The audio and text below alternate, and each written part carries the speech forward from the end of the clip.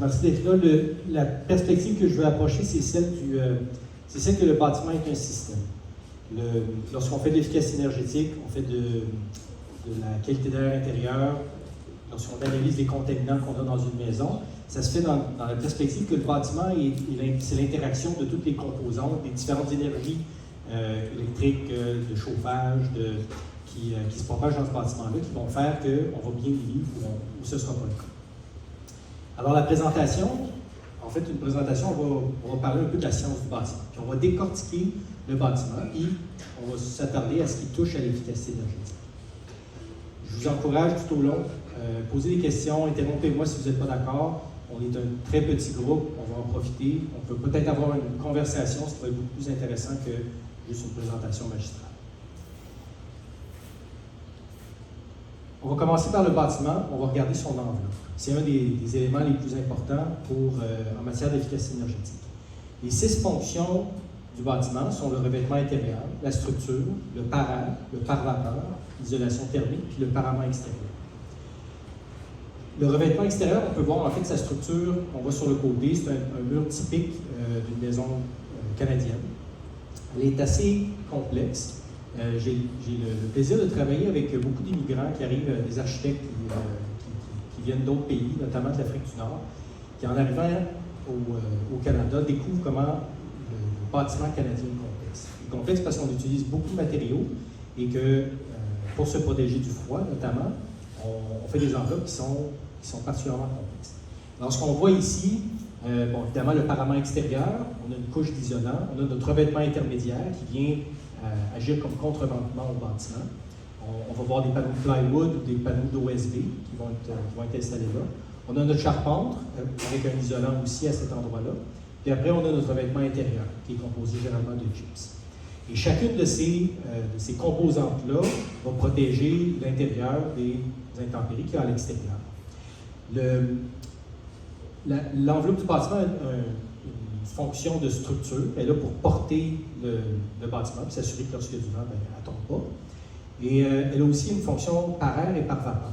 La distinction entre les deux, le par air, c'est vraiment l'étanchéité du bâtiment à l'infiltration à l'air. Et le par vapeur, c'est l'étanchéité à l'humidité de rentrer et de sortir du bâtiment. Une particularité du bâtiment canadien, puis on va peut-être y revenir tantôt, c'est qu'il est hermétique, il est de plus en plus hermétique. Donc c'est un bâtiment qui doit être ventilé mécaniquement, sinon l'humidité qu'on produit, soit par la sueur, par la respiration, par les douches, le lavage, la cuisine, tout ça reste pris dans nos bâtiments. Lorsqu'on ne parle pas d'efficacité énergétique, mais de qualité d'air intérieur, on se rend compte que les bâtiments plus vieux, donc qui datent avant 1980, où on n'avait pas vraiment un pare-vapeur efficace, c'est des bâtiments. Donc depuis cette période-là, on se retrouve sur avec des bâtiments qui font face à des problèmes de contamination à la moisissure, parce que l'eau n'est pas capable de sortir du bâtiment. Il faut pour ça qu'il y ait une ventilation mécanique. C'est un élément qui revient dans à peu près le tiers des consultations en matière de contamination à la moisissure dans les bâtiments. C'est un problème de condensation dans les cavités murales parce que les gens n'évacuent pas l'humidité de leur maison. Et le pare-vapeur, lui, doit être continu. Dans le cas où le pare-vapeur n'est pas continu, on va se retrouver que l'humidité va aller vers ces trous-là, puis on va avoir des points de condensation encore plus forts maintenant. Le par-air, c'est un ensemble, en fait. Fait que le par-air va être en partie, va fonctionner parce que le pare-vapeur est là, donc le polythène, qui est installé va empêcher l'air de passer à travers, mais aussi le gyps, puis le plâtre, puis toutes les autres composants qui font que l'air rentre et ne rentre pas. Ensuite, notre isolation thermique. L'isolation thermique se fait par des matériaux isolants qui encapsulent l'air, c'est ce qui empêche la transmission de chaleur. Le fait de fonctionner en couche dans un bâtiment canadien, on va avoir, ce qu'on voit là-dedans, en fait, on voit notre premier gyps, on voit les planches de bois horizontales, puis on a de lame d'air entre les deux. Fait que cette lame d'air, elle se retrouve à différents endroits dans le mur, et elle agit aussi comme un isolant. Alors, ce qui fait que notre bâtiment garde la chaleur à l'intérieur, c'est cette construction. C'est ce qu'on voit ici. Est-ce qu'il y a des questions là-dessus? Non? Je disais des professionnels du bâtiment qui arrivent de l'étranger, ça c'est la chose la plus surprenante qu'ils arrivent. Puis il y a 2 semaines, j'ai une une architecte algérienne qui est arrivée pour travailler chez nous. Puis c'est une des plus grandes révélations, en fait, c'est à quel point la façon qu'on construit à beaucoup d'endroits dans le monde est très différente lorsqu'ils arrivent ici. Alors, pour être l'architecte de 15 ans d'expérience, un mur et puis l'isolant, ça consiste à une structure de béton, une lame d'air, puis des briques ou des pierres. Et puis, le mur s'arrête là. Évidemment, ça fonctionne très bien dans les bonnes températures, puis ça a beaucoup d'avantages, ça ne moisit pas, et puis ça peut être très confortable parce que ceux qui étaient là, la présentation d'avant, parlaient de la charge thermique qui est absorbée par le bâtiment. On n'a pas ça dans nos bâtiments ici. En fait, la chaleur n'est pas gardée dans le bâtiment, c'est vraiment l'air qui doit réchauffer. Parler des types d'isolants, puis je trouve que ça suit bien en fait la présentation d'avant. J'ai jasé avec Bobby un petit peu ce matin, puis je me rendais compte, je le savais en fait en m'en venant ici que moi personnellement, je n'ai pas l'expérience de travailler avec des matériaux écologiques, parce qu'on n'en a pratiquement pas dans la construction au Canada. À part le bois, là, tous les autres matériaux sont des matériaux qui ne sont pas écologiques, donc qui sont produits en usine, qui ont des propriétés thermiques qui sont bonnes, isolantes, qui sont robustes et qui sont dans la plupart des cas ignifuges et antifongiques. La portion d'ignifuge est importante parce qu'au Canada, c'est une des grandes préoccupations qu'on a, c'est que nos bâtiments ne passent pas au feu. Et donc, la plupart des matériaux qui sont là sont considérés dans cette perspective-là. Et s'ils ne le sont pas, lors de l'assemblage des matériaux, ça devient important de tenir ça en compte. Ce qu'on voit ici, c'est la liste de différents matériaux. Donc, si on les énumère, rouleau ou en matelas, la fibre de verre ou la fibre minérale. Le facteur R, qui est R 3.5, en fait, c'est la mesure de la transmission thermique à travers le matériau.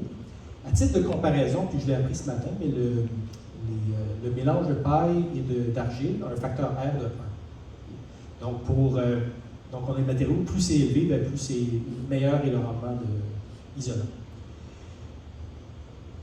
La fibre de verre, c'est ça à 3.5. Ensuite, en vrac, on va avoir des propriétés thermiques assez semblables. Les panneaux rigides, donc polystyrène expansé puis extrudé.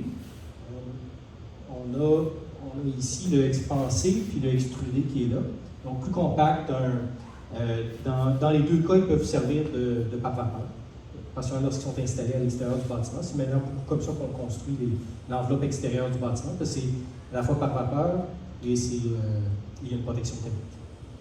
Ensuite, le polyuréthane giclé, comme on peut voir plus à droite. Ensuite, de la vermiculite qu'on n'utilise pratiquement plus, que vous connaissez peut-être parce qu'elle est, dans bien des cas, elle contient de l'amiante. Donc, les bâtiments qui ont été.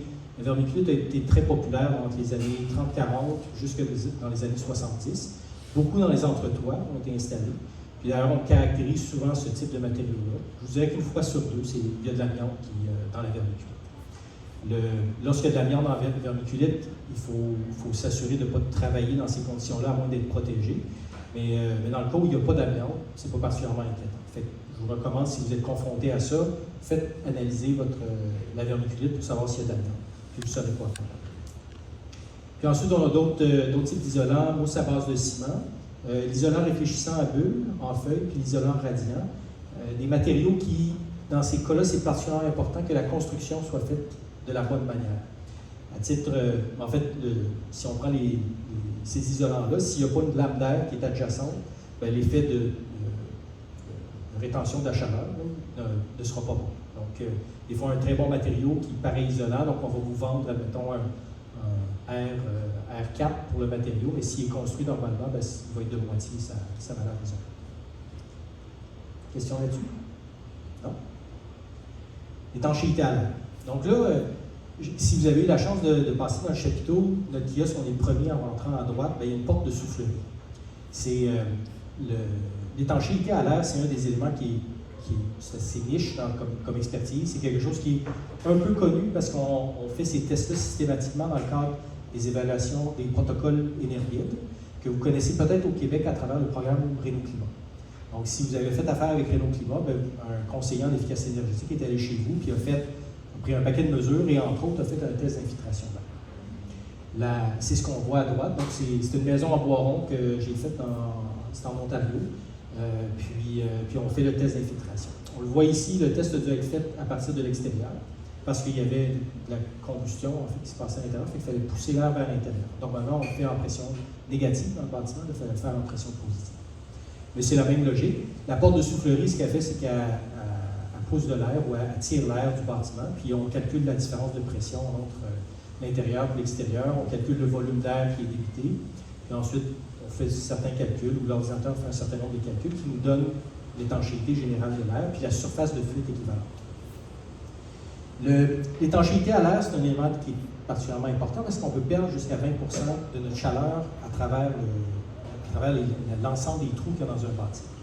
Donc, on calcule, lorsqu'on fait les tests, si vous comparez les maisons d'une à l'autre, elles vont être calculées à 50 pascal de différence de pression. Donc, on dépressurise jusqu'à ce qu'il y ait 50 pascal de différence entre l'intérieur et l'extérieur.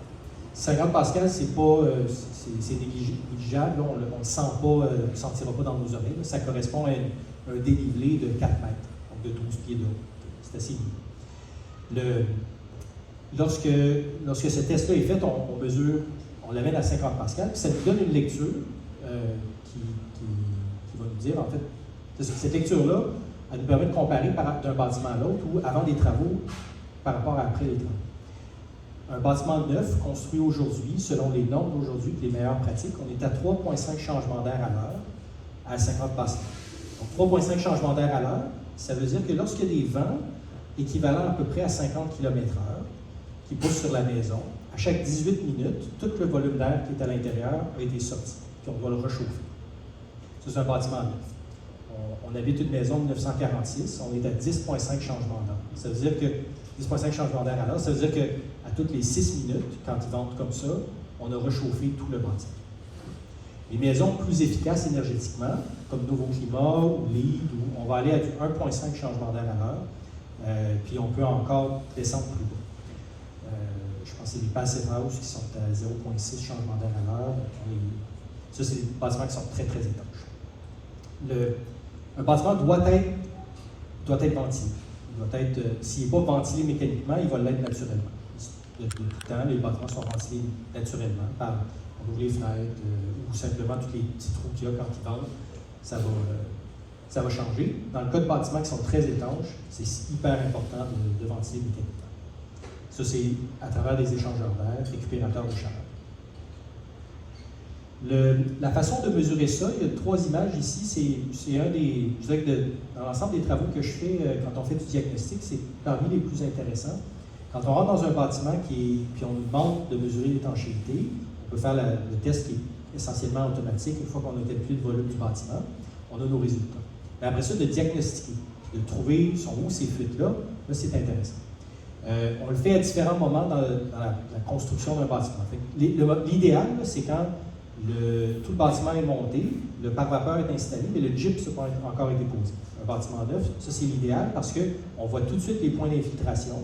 Il reste la dernière couche de paraire qui va être notre gyps et notre plâtre. Il n'est pas encore posé, mais là, on a accès à toute la structure du bâtiment. Donc, si le pare-vapeur, il y a des trous dedans, on va le voir très, très bien. Soit qu'on va voir l'air qui va souffler quand on se promène dessus. Si on fait ça l'hiver avec une caméra thermographique, on va voir toutes les infiltrations. Ce qu'on voit en bas à droite, c'est une caméra thermographique, puis on voit que toute l'infiltration d'air qui passe par la base du mur. Lorsque le gyps n'est pas posé, c'est super intéressant. On passe avec un calfeutrant, on s'assure que la colle acoustique soit bien installée. Puis là, on fait ça autour des fenêtres, dans les solides de rive, c'est très agréable. Lorsque le gyps est posé, ben là, on a des contraintes différentes. On peut y aller avec d'autres matériaux. Ça peut être du tape, ça peut être un calfeutrant transparent comme on mettrait dans une salle de bain, dans une cuisine. Puis, dans certains cas, on va utiliser aussi des machines à fumer.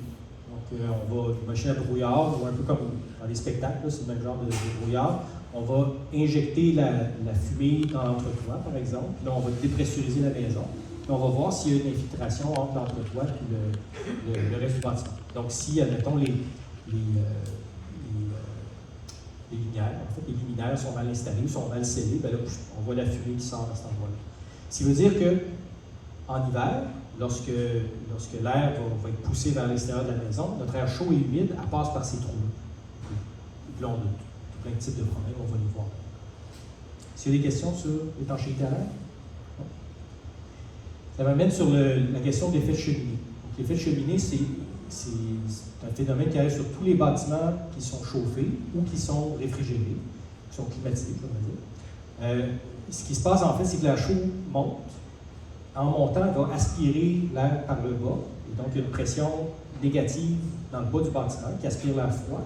Puis, à l'étage, on a l'air chaud qui sort par les différents trous. Je ne sais pas si vous avez déjà eu ce problème-là. Si vous êtes en hiver, il fait très froid, toutes vos fenêtres sont fermées, vous essayez d'allumer votre foyer, si vous en avez un, puis vous vous rendez compte que la fumée, elle ne veut rien savoir, elle ne sort pas, puis elle rentre à l'intérieur du bâtiment. C'est l'effet de cheminée. Et la facilité, en plus, c'est dans la cheminée, là, mais le phénomène qui est en place, c'est ça, c'est une pression qui est pression négative au rez-de-chaussée, puis là, l'air est aspiré à travers le tuyau de la cheminée, puis là, vous avez votre fumée qui rentre. C'est super simple à pallier, vous ouvrez votre fenêtre, dans l'endroit où vous avez votre foyer, vous équilibrez la pression, puis là, naturellement, votre fumée qui est chaude, elle va monter dans la cheminée. Puis une fois que la cheminée va être assez chaude, il va y avoir un tirant naturel, puis vous pouvez refermer votre fenêtre. Donc, ce phénomène-là est super important parce que lorsqu'on chauffe une maison qui n'est pas étanche, ces pressions positives et négatives-là vont faire en sorte que votre air, elle sort constamment, puis elle fait rentrer de l'air froid. Puis l'effet qui arrive avec ça, puis ça, on le voit lorsqu'on fait des analyses pour les investigations fongiques, on va se retrouver que cet air chaud et humide-là, quand elle passe dans les cavités murales qui sont froides, de l'air chaud et humide, ça se condense. Puis là, on a des problèmes de moisissure. Développement de moisissure dans des entretoits, entre autres, c'est super commun, mais aussi dans les murs autour des fenêtres, on va voir ça régulièrement. Lorsqu'on étanche une maison, on va considérer ça, puis dans le cas où on va très bien l'étancher, on revient à ce il faut le balancer d'une manière quelconque, puis ça se fait mécaniquement ou en ouvrant les fenêtres. Il y a certains, puis il y a des clients qui viennent nous voir, puis ils ne veulent pas installer d'échangeurs d'air, ils sont dans des bâtiments qui sont étanches, c'est pas la fin du monde, il faut juste qu'ils soient conscients que quand ils se rendent compte que l'humidité est trop élevée, le taux d'humidité est trop élevé, ouvrez des fenêtres, puis vous allez voir, ça va descendre. Ce n'est pas la manière la plus efficace énergétiquement, mais c'est une façon de protéger le bâtiment. Chauffage et climatisation. C'est une autre composante du bâtiment. Fait qu'on a parlé de l'enveloppe, on a parlé des phénomènes, de la façon que l'air circule dans le bâtiment. Maintenant, les endroits où on peut économiser de l'énergie. Là, j'ai mis des systèmes de chauffage, puis vous donner une idée pour comparer les coefficients de performance. Chaudière au mazout avec brûleur, très âgé. Fait que ça, c'est les systèmes qui sont de plus en plus désuets. À partir de la fin de l'année, on n'aura plus le droit de changer les systèmes au mazout au Québec, donc ils vont être tranquillement retirés du marché. On est à 65%. Le coefficient de performance, ça veut dire que pour 60%, si on convertit tout en watts, admettons, on met 1000 watts d'énergie, soit électrique ou l'équivalent en mazout ou en gaz ou en propane, peu importe, on va retirer 65% d'unités de chauffage. 65, mais dans ce cas-là, 650 unités de chauffage. Lorsqu'on travaille en électrique, c'est facile parce qu'on calcule en watts qui rentrent puis en équivalent qui ressort en chaleur. Le système, donc fournaise au gaz à haute efficacité, on était à 95%. C'est à peu près le plus haut que les fournaises au gaz ou au propane vont pouvoir nous donner. Ensuite, on tombe dans l'électrique. Fait que l'électrique, il n'y a pas de perte, ou pratiquement pas. On est à 100%. Là, on parle de. Puis là, il peut y avoir certaines nuances, surtout du côté du confort, qui va être ressenti si on parle des plaintes ou du chauffage central ou si on a un plancher radiant. Le principe physique, c'est que 100% de l'énergie est convertie en chaleur. Dans le cas de la thermopompe, puis vous allez voir que tous les programmes de subvention en ce moment favorisent la thermopompe. La thermopompe, c'est ce qui est fait, c'est qu'elle ne produit pas de chaleur, elle transfère la chaleur qui est à l'extérieur, puis elle l'amène à l'intérieur, par un effet de compression des gaz, puis d'évaporation des gaz. Et c'est ce que le système en bas à droite nous démontre. Puis, ce faisant, ça consomme beaucoup moins d'énergie que le ferait par le chauffage conventionnel. Puis ça a l'avantage, la thermopompe, que le système est inversé pendant l'été, puis là, on a de la climatisation dans le bâtiment. Puis là, il y a deux températures qui sont indiquées là. Fait que la première à 10 Celsius, Et c'est une thermopompe, donc pour 1000 watts d'énergie d'électricité qu'on va mettre, on va retirer 3300 watts de chaleur. Lorsque la température baisse, l'efficacité de la thermopompe va réduire, parce qu'il y a moins de chaleur à l'extérieur, c'est plus difficile de l'extérieur. Il y a un point, dépendant de votre thermopompe, à partir duquel elle va être moins efficace que 100%, puis là, elle va s'éteindre, puis le système secondaire va partir. Dans le cas au Québec, la plupart des gens qui ont des thermopompes ont comme système secondaire des plaintes électriques. C'est souvent ce qui était là avant, puis dans certains cas, c'est la fournaise qui va prendre le relais. Les thermopompes maintenant descendent jusqu'à moins 25, sont à peu près efficaces jusqu'à moins 25 degrés. Le nombre de jours par année où il fait vraiment en bas de moins 25 n'est pas très grand, puis c'est à ce moment-là que le système secondaire en part. On voit souvent, nous on donne des conseils aux gens qui veulent changer de système de chauffage. Dans certains cas, il y en a qui ne sont pas dus pour changer leur fournaise, mais ils veulent faire une transition vers quelque chose de plus efficace énergétiquement. Donc, on leur recommande d'installer la thermopompe, puis de garder le 5, 10, 15 ans que leur système secondaire fonctionne, même s'il n'est pas optimal, s'il n'est pas très efficace, il va fonctionner peut-être en tout 15-20 jours par année, ce qui veut dire qu'au bout du compte, ils sont gagnants, puis ils n'ont pas à faire un gros investissement pour un système qui n'est pas complètement désuet. Oui? Comment la thermopompe fonctionne? Ça se commence à l'air chaud dans la maison, c'est des plaintes. C'est juste des plaintes? Oui. Ben, en fait, c'est par ce qu'on peut voir ici, on a deux évaporateurs et deux condenseurs un à l'extérieur puis un à l'extérieur. Puis on a une pompe entre les deux.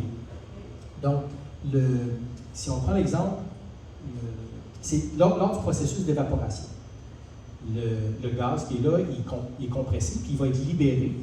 Puis ce faisant, il va absorber la chaleur à l'intérieur. De la même manière que si on se lèche, si on est mouillé, puis on souffle dessus, bien, ça refroidit. L'énergie qui est là-dedans est absorbée dans le gaz, puis est transférée. Puis ensuite, ce qu'on fait, c'est que ça s'évapore à l'extérieur. Là, le gaz qui a pris de l'expansion est amené à l'intérieur. Et puis là, il est compressé par la pompe. Et puis à ce moment-là, il va libérer de la chaleur. Et le processus recommence de cette manière. Je ne sais pas si ça explique. Oui? Question n'est pas claire, mais je veux dire, l'air chaud, là, tu vas dire que la thermopompe, il faut que tu aies un système de ventilation. Oui. Ici, effectivement, oui. Fait qu'on a deux façons. Soit c'est le système de ventilation centrale.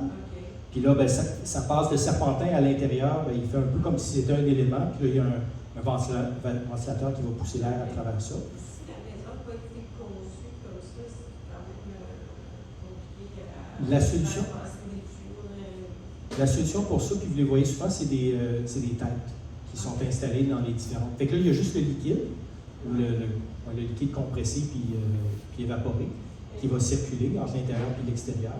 Puis à l'intérieur, ben, c'est l'air de la pièce. Là, il n'y a pas d'exemple ici, mais s'il y a vous avez sûrement déjà vu les têtes qu'on voit dans les maisons, puis souvent ça fait la fonction de climatisation, mais ça peut aussi faire la fonction de les subventions maintenant exigent un par étage occupé, étage complet. Je parlais à une dame d'ailleurs tantôt qui l'a fait installer il y a à peu près 1 an et demi. Elle l'a fait sur seulement un étage, puis là, elle se rend compte, ça aurait été le fun. Parce que je pense qu'elle l'a fait à l'étage, et donc elle se dit quand c'est pour l'air climatisé, en fait, ça descend moins bien, parce que l'air frais l'été est pris en haut. C'est pas tellement un enjeu de l'hiver, mais en tout cas, c'est le problème que c'est le contraire. Il est installé en haut, l'air climatisé descend bien, mais le chauffage descend pas. C'est ça. Oui? Oui, je voulais savoir quel est le coefficient de performance d'un climatiseur simple, comme un climatiseur FEDEC par rapport à ce qui est ici là. Ils sont pas très grands, en fait. Ils se rapprocheraient plus du 100%. Du 100%? Oui. C'est des appareils qui sont particulièrement énergivores. Puis là, je n'ai pas le chiffre exact, là, mais je sais que lorsqu'on modélise justement des unités qu'on met dans les fenêtres, elles sont considérées comme des charges atypiques. Et elles sont considérées comme elles sont pas loin de 100%, en fait. On a peu de gains par rapport avec ces machines. Oui. Non. Mais puis, comment vous faites pour des...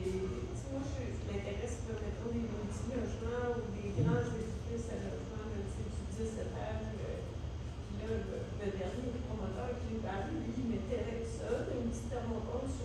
sur chaque unité, oui. Et il me semble que ça soit pas efficace. C'est pas ce qui est le plus efficace, c'est souvent ce qui est le plus simple à installer. Puis il y a des contraintes avec ça.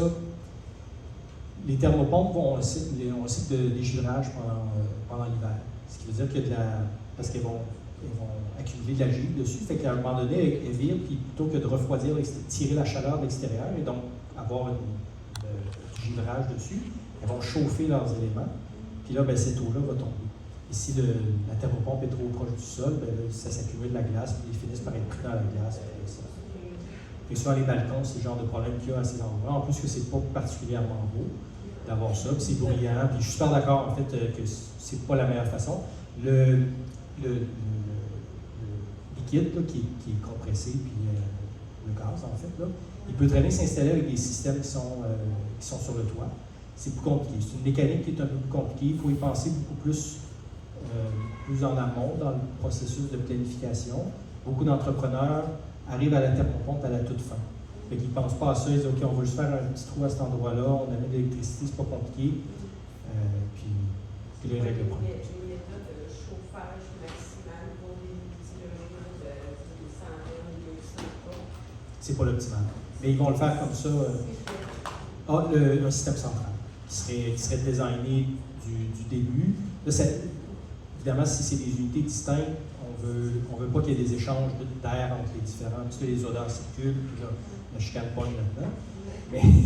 Mais dans le cas mais il y a moyen d'avoir des liquides réfrigérants et chauffants qui va aller aux différentes unités. Je dirais qu'en parlant à l'architecte puis à l'ingénieur en mécanique du bâtiment, dans les chauffage et climatisation, il y a plusieurs solutions qui peuvent être apportées. Il y a un autre facteur aussi qui fait que les promoteurs préfèrent des unités séparées. C'est des investisseurs refilent la facture électrique aux propriétaires. Donc, chaque propriétaire est responsable de sa consommation. Il y a un compteur par appartement. Puis là, s'il veut climatiser ou chauffer, c'est libre. Moi, ce que je recommande dans la plupart des cas aux investisseurs, c'est reprenez à votre charge les frais d'électricité, renvoyez la facture au client, changez le loyer pour représenter ça, puis après ça, vous faites des travaux pour améliorer l'efficacité du bâtiment. Puis là, le gain et le retour sur l'investissement, c'est vous qui allez en profiter sur les 10-15 ans. Est-ce que là, ça répondait? Oui? Parfait. Non, mais c'est intéressant, c'est qu'on échange. Production d'eau chaude. C'est un sujet intéressant. Au Québec, on travaille beaucoup avec des chauffe-eau électriques. C'est relativement peu dispendieux, c'est simple à installer. Puis ça a une durée de vie d'à peu près 10 ans. Après ça, les assurances vous posent des problèmes. Mais ce qu'on fait, en gros, il y a deux grands types, avec réservoir, sans réservoir. Après ça, au gaz ou à l'électricité. C'est les grandes familles de systèmes. Les photos qu'on voit en haut, c'est deux modèles au gaz, en fait, mais qui pourraient très bien être électriques. Celui qu'on voit à droite est un peu méconnu, c'est des thermopompes, c'est chauffe-eau avec des thermopompes. Il y a des subventions au Canada pour ça. Le principe de la thermopompe est le même, sauf qu'elle est installée à l'intérieur de la maison. Pour chauffer l'eau, on prend la chaleur de la pièce. Quand on est en Californie, c'est super parce que l'air de la pièce, on la refroidit par le fait même, puis généralement, on n'a pas à chauffer notre bâtiment pendant toute la vie. Au Québec, l'énergie qu'on met dans notre thermopompe pour chauffer l'eau, il faut la produire pour nous. Fait que pendant tous les mois où on chauffe la maison, ce système-là n'est pas particulièrement efficace. Pendant l'été, il va refroidir la pièce qui est autour. Ils sont plus dispendieux, on parle genre 3 et 6-7 000 $ pour une thermopompe. Et je dirais que c'est pas des systèmes qu'on voit très souvent, puis c'est des fois des gens, des patenteux là, qui ont essayé cette nouvelle technologie-là, puis qui au bout du compte sont souvent déçus de son efficacité énergétique. Mais le principe est bon, c'est juste qu'on n'est pas dans le bon climat pour ça. Le solaire. Le solaire, le système qu'on voit ici, en fait, c'est un liquide qui est chauffé sur le toit de la maison et qui vient réchauffer l'eau sanitaire là, qui est dans un ballon.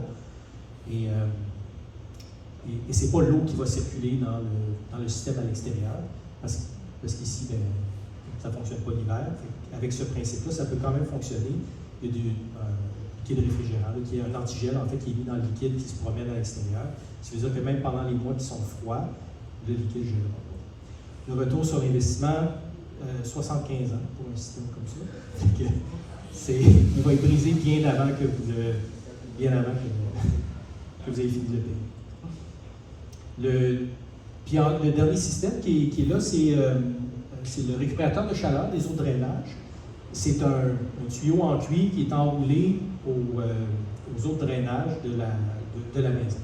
Ça fonctionne quand vous prenez votre douche et que l'eau qui passe dans le serpentin de cuivre, elle part lorsque vous allumez un robinet quelque part, okay, dans la maison. Donc, si vous ne faites pas couler de l'eau quelque part dans votre maison, il n'y a pas d'appel d'eau de la ville qui est fait. Donc, si vous prenez un bain, ce qui se passe, c'est que vous faites couler de l'eau, puis là, une fois que le bain est terminé, vous arrêtez de remplir votre bain, puis quand vous avez fini votre bain, bien là, vous tirez le bouchon, puis là, votre eau part. Là, l'eau part dans les eaux de drainage, puis elle vient réchauffer ce qui est dans le serpentin. Dans le cas d'une douche, c'est au même moment, votre eau chaude, elle coule à travers votre tuyau de drainage, puis elle vient réchauffer, pré-réchauffer votre eau froide qui arrive de la ville, puis ensuite qui s'en va dans votre chauffe-eau. Ça permet de préchauffer l'eau avant d'arriver dans le chauffe-eau. C'est une bonne méthode pour préchauffer, ça coûte rien en fait, à part l'installation et le système. Il n'y a pas de frais d'opération pour ça. Puis si vous êtes des fanatiques de bain, ben, c'est pas une très bonne méthode, mais si vous prenez des douches, c'est recommandé. Vous avez des questions sur la production? Oui? Moi, c'est plutôt par rapport au poêle à bois. Je sais que ça s'est déjà fait par le passé, mais vraiment, ils mettaient un serpentin dans le feu. Puis je sais que les assurances n'aiment vraiment pas ça parce que ça peut couler partout. Est-ce qu'il y a des compagnies qui se sont lancées là-dedans? Est-ce qu'ils me connaissent? Ou c'est vraiment une solution qui est abandonnée parce que le poêle à bois, il s'envole parce qu'on ne brûle plus de bois? Là? Oui. Je ne sais pas s'il y a des compagnies pour répondre à cette question-là. Je sais que ce système-là existe. Je l'ai vu, en fait, qui était chauffé de manière, on dit, mais c'est par le serpentin ne passait pas à l'intérieur du poêle à bois, il passait sur les parois extérieures, et qui n'était pas dans le feu. C'est moins risqué, hein? Oui, il y a peut-être moins de... Ouais, à l'intérieur, ça doit abîmer les tuyaux aussi. Puis c'était par l'effet en réchauffant, l'eau chaude monte aussi. C'était un système qui était vraiment indépendant, il n'y avait pas de pompe. Là, fait que l'eau arrivait, puis elle circulait entre le ballon et puis le poêle à bois. Ouais. Mais je dirais que c'est des... Bon, sauf qu'on tombe là-dedans, chauffer avec du bois, de l'eau, on tombe dans des méthodes plus austères, plus rustiques, puis là, il n'y a pas beaucoup de... Ça ne se fait pas de manière commerciale très répandue. Oui. Vous êtes dans l'expérimental, dans bien des cas. Les assurances aiment pas non. Non. Vous comprenez. Oui. C'est bon? D'autres questions sur les chauffe-eau? L'éclairage. Oui. Les récupérateurs de chaleur, c'est-tu juste ça? C'est quoi une sorte de subvention pour récupérateurs de chaleur?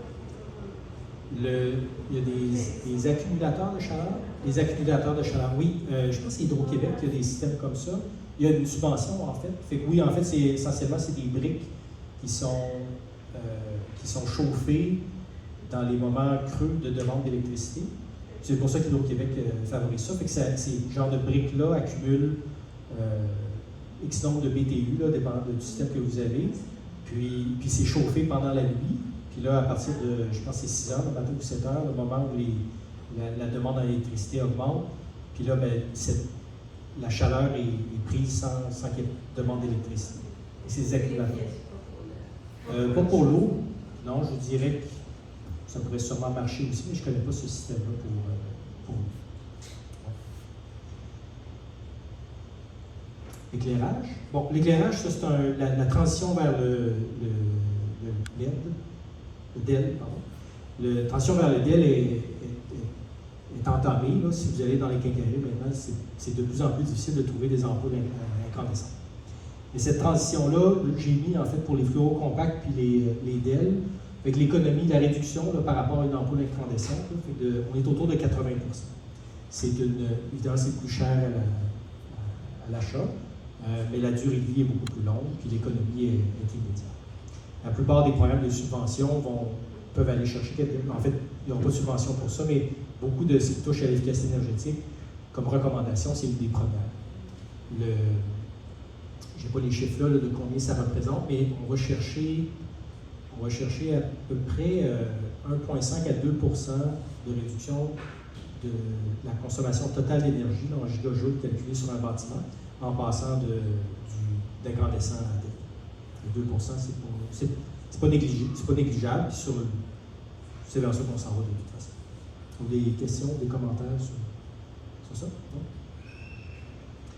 Les électroménagers, qui sont, je dirais, la chose à retenir pour les électroménagers, c'est lorsque ils sont dus pour être changés, aller chercher les modèles.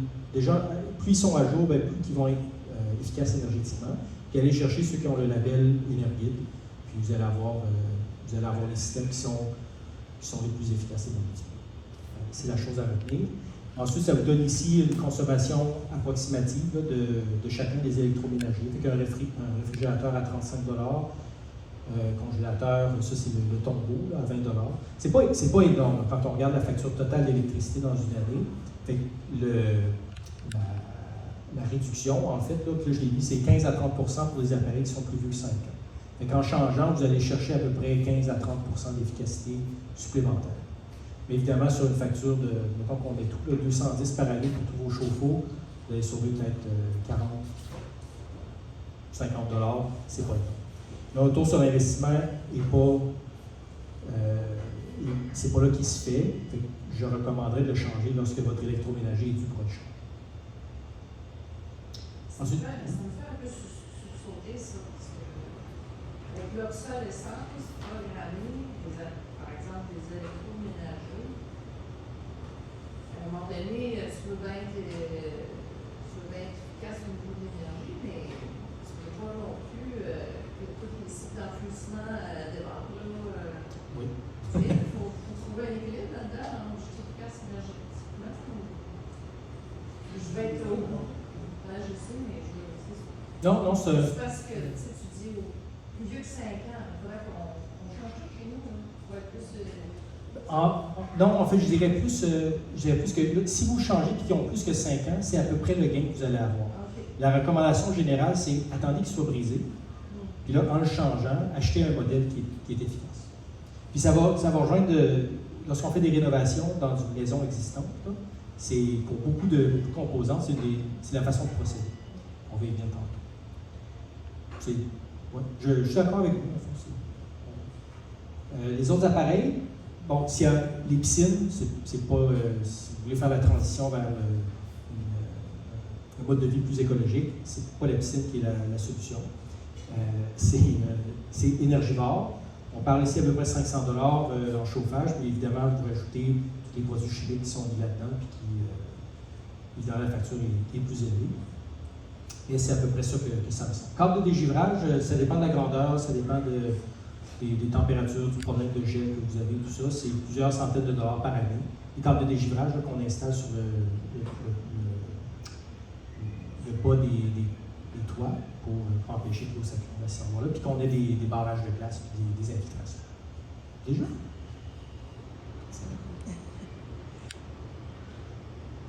Puis vous voyez le coût des écrans ordinateurs moniteurs, c'est vraiment minime. On parle de 30 $ par année à peu près. Donc on arrive à qu'est-ce qu'on doit faire? C'est quoi les considérations lorsqu'on construit un bâtiment neuf? La règle, c'est de prendre en considération l'efficacité énergétique le plus tôt possible dans le processus. Fait que nous, on fait des évaluations d'efficacité énergétique sur des bâtiments à partir des plans. Puis on dit tout le temps aux investisseurs, on a dit, venez nous voir avant d'avoir votre plan d'aménagement. Parce que ne serait-ce que l'orientation du bâtiment par rapport au soleil, le ratio fenêtre-mur, va avoir une incidence sur l'efficacité énergétique du bâtiment. Donc on parle là, le ratio fenêtre-mur, le plan d'aménagement, enveloppe du bâtiment, puis les contraintes des choix énergétiques. L'enveloppe du bâtiment, lorsqu'elle est conçue pour être efficace en partant, elle coûte presque rien. Donc, si on dit à un constructeur, on ne se met pas 1,5 pouces de polystyrène extrudé à l'extérieur, essaie de mettre un 3 pouces. Il va y avoir des 3 pouces, ça commence à être une contrainte pour la façon que soit la fondation va être installée ou le soutien de cet isolant va être fait. Et ça va peut-être coûter, je dis un chiffre, mettons, $1 500 de plus pour tout le bâtiment. Mais s'il décide de faire ça 2 semaines après avoir fini son bâtiment, c'est foutu, c'est plus rentable. Mais si tu y penses au tout début, il n'y a pas de correction, tout est désormais dès le début. Il va falloir aussi que les entrepreneurs ils visent une certaine cible. Il y a ce qu'on voit en bas, c'est l'efficacité et le coût. C'est une courbe exponentielle. Donc, au tout début, je dirais les 15 premiers % d'efficacité par rapport au code du bâtiment, 0 étant toujours le code, là, 15 % au-dessus du code vous coûte à peu près 1 %. C'est l'exemple de Neuroclimat, qui est un programme gouvernemental de subvention et d'exigence de conformité technique. 15 % coûte 1 % de plus. Si vous allez à des maisons, là, je vais dire passive house, que je ne connais pas dans les détails, mais du lead aussi dans le haut niveau, visez du 40 %, ben là, ça va peut-être vous coûter 10, 15, 20, 25 % de plus pour la construction de votre maison. Plus que vous allez haut, ben plus que ça coûte cher. Donc, l'idée, c'est d'y penser le plus tôt possible. En tant qu'investisseur, propriétaire, futur propriétaire ou entrepreneur, c'est de mettre votre cible et d'y aller. Le système de chauffage et climatisation, d'y penser au tout début. Et la thermopompe, c'est la mesure à faire. On ne peut pas passer à côté. Puis, vérification d'étanchéité lors des travaux. C'est une mesure qui, comme je vous parlais tout à l'heure, mais qui est hyper efficace. Lorsqu'elle est faite avant que le gyp soit posé, ça ne coûte rien à corriger, puis vous allez atteindre vos cibles. Et la notion des professionnels expérimentés, ce n'est pas tous les constructeurs, ce n'est pas tous les ouvriers qui savent travailler, faire des bâtiments qui sont efficaces énergétiquement. Trouvez les bons, allez chercher les certifications et soyez exigeants envers les constructeurs par rapport à ça. Pour ce qui est des maisons existantes, bien, il y a deux types de rénovation qui doivent être faites. Un qui se fait pendant le cycle de vie naturel. Vous ne changez pas vos fenêtres après 2 ans sous prétexte que vous avez trouvé des fenêtres qui étaient plus efficaces. Vous attendez que les fenêtres soient à la fin de leur vie. On a les fenêtres, l'étanchéité de la fondation et du drain français. Fait que si vous allez prendre une infiltration, plutôt que juste changer votre drain français, bien, ajoutez de l'isolant puis faites-le, rendez-le étanche. Ça va coûter plus cher, mais c'est le moment de le faire parce que vous allez avoir un discount. Isolation des murs lors des travaux de rénovation majeure. Et si vous refaites une cuisine et vous la strippez complètement, c'est peut-être l'occasion de rajouter de l'isolant si c'est un enjeu avec la maison. Puis, même chose, ça revient à le remplacement des électroménagers, c'est à la fin de leur cycle de vie. Les mesures à faire en tout temps, l'éclairage, l'étanchéité, l'installation de thermopompe, l'isolation d'entre-toits, puis la génération d'électricité avec du photovoltaïque. Au Québec, on est retour sur l'investissement photovoltaïque qui est entre 30 et 40 ans. On n'est pas avantagé ici, puis c'est à cause du coût de l'électricité qui est très bas. En Ontario, le même projet, le retour sur l'investissement se fait en 12 et 18 ans à peu près. Certification. S'il y en a qui ont les téléphones qui veulent scanner le code QR, ça vous amène à un lien sur le site de Ressources naturelles Canada qui vous liste tous les programmes de subvention, d'information qui existent au Canada. Vous pouvez le faire par province. Puis après ça, il y a les liens pour chacun de ces programmes. En gros, au Québec, ce qu'on a, Neuroclimat, Rénoclimat, c'est les deux plus importants. Rénoclimat, c'est vraiment le plus populaire. Il ne coûte rien. Inscrivez-vous. Vous allez avoir une évaluation d'efficacité énergétique en bas du fort. Puis aucun engagement de votre part de faire la rénovation. Puis ensuite, on a une panoplie d'autres. S'il y en a qui sont intéressés, oui. Rénoclimat, il y a un certain temps, ça prenait une éternité avant d'avoir quelqu'un qui venait, comme on était prêt à faire changer les fenêtres chez nous. Ouais. Mais je pense qu'il y avait une année d'attente, ou un an et demi pour avoir quelqu'un qui vient faire. Donc, est-ce que c'est réglé, savez-vous? En ce moment, c'est mieux. On était le prestataire de service jusqu'à la fin de la dernière appel d'offres. On s'est fait battre par un compétiteur sur le prix. Ils ont eu le même problème que nous autres après. Il y a plein de raisons. La pénurie de main-d'œuvre a frappé ça particulièrement au moment où il y a eu une explosion de la demande. Et ça a vraiment été, en gros, il y a 2 ans, on faisait à peu près 50 évaluations par semaine en Outaouais. Puis, à peu près du jour au lendemain, on est tombé à 150 par semaine. Fait que c'était juste mathématiquement impossible de soutenir ça. Donc, c'est un programme trop populaire, il ne faut pas être trop pressé. Il ne faut pas être pressé. Il est gratuit. Oui. Oui, je sais qu'ils se sont rétablis. Ils vont faire l'évaluation, mais là, maintenant, ça fait des travaux, je ne sais pas combien de temps ça va mettre à nous recevoir la En Ontario, ils sont rendus à 9 mois pour se faire payer. Mais si vous voulez, après, ça me fera plaisir d'en parler de ces problèmes de subvention. Puis enfin, bon, ça c'est notre énoncé de mission là, chez EcoPlus, mais on reconnaît que, en fait, on ne se positionne pas comme des fanatiques de l'écologie. On reconnaît que l'écologie, ce principe-là est important dans la somme de toutes les préoccupations qu'on a par rapport à une maison. Et vous, comme investisseur ou comme propriétaire de maison, juste comme occupant, vous devez équilibrer ces éléments. Essentiellement, les quatre du haut, c'est celles-là qui sont en opposition avec l'aspect économique. Ça coûte cher d'avoir une maison qui rencontre toutes les autres composantes, les autres principes. Mais on reconnaît que c'est un équilibre. Et chaque investisseur ou chaque propriétaire va avoir une considération différente, un équilibre différent qui va accorder à ça. Oui? Oui. Lorsque nous on parle d'un côté de la consommation d'énergie, sur laquelle on demande à tout le monde de faire des efforts pour soulager le climat. Et de l'autre, la construction éco-énergétique, avec tous les composants du bâtiment, les électroménagers qu'on a entendu tout à l'heure, l'éclairage qu'il faut passer à DEL, sans subvention sur les DEL, ne serait-ce que ça, pour commencer par là. Vous avez montré le programme tout à l'heure de nos climats et autres, avec des sons. Est-ce que, de votre point de vue, est-ce que ce système est efficace? Parce que pour moi, le plus simple serait de commencer par subventionner, ne serait-ce que les lampes à DEL.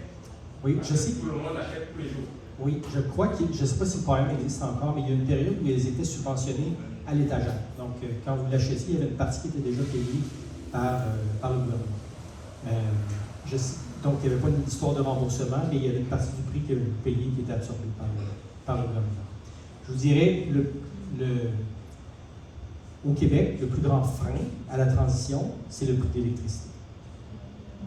Tous les retours, il y a pour plein de mesures, le photovoltaïque, les isolations, l'hyper-isolation des bâtiments, les travaux d'étanchéité, à 7,7 cents le kilowattheure, les retours sur investissement, ils ne retrouvent jamais. En Ontario, les mêmes projets, ça vaut la peine. En Alberta, territoire du Nord-Ouest, à 38 cents le kilowattheure, ça se repaye tout de suite. Un exemple, quand on voit le prix d'une thermophone, oui, on n'a pas non, au Québec, c'est pas évident. Mais je dirais le même calcul en Ontario, ils vont envoyer 15 000 $, c'est beau, ça va prendre 6 ans, je vais me faire rembourser.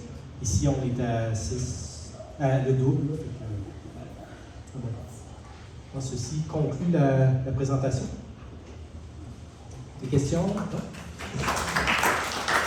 Merci.